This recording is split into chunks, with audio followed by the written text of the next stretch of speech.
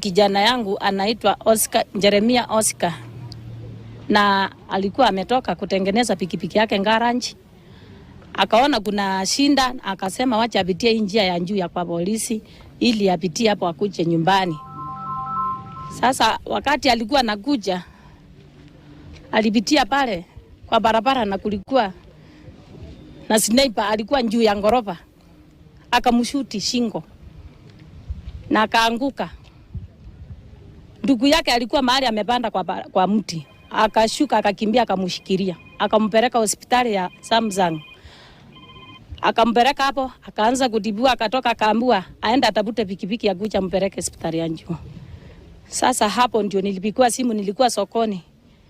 Nikaambiwa kuja Samsung na mimi nilikuwa kwa soko, tulikuwa tumepungua ndani kulingana na ile shinda ilikuwa. Tulikuwa tumepungua milango yote. Mimi nikatoka, nikaruka gate, nikifika chini kwa gate. Kuna askari walikuja hapo kwa gate wakatushika, wakatuangalia. Mimi akaniachilia, akashika wengine wa pikipiki, akawaambia watoe mataya kwa barabara. Nikarudi tena nikapanda gate, nikarudi ndani. Nikaambiwa na watu nisiende nifuate mtoto yangu. Nikarudi tena kwa gate ndani.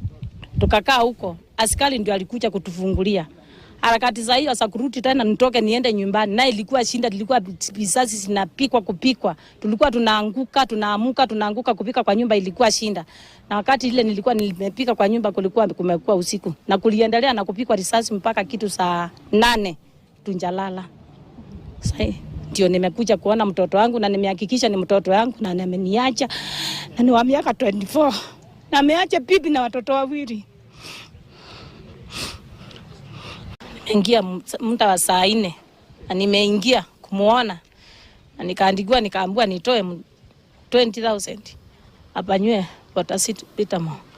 Na mimi nikasema mimi sina pesa. Mimi ni single mother. Mimi na asali watoto yangu. Na sasa nashangaa naitishwa ngiri 20. Na nimepoteza mtoto. Natoa wapi na sina. Naomba tu anipe mwili yangu. Mimi sina hiyo pesa.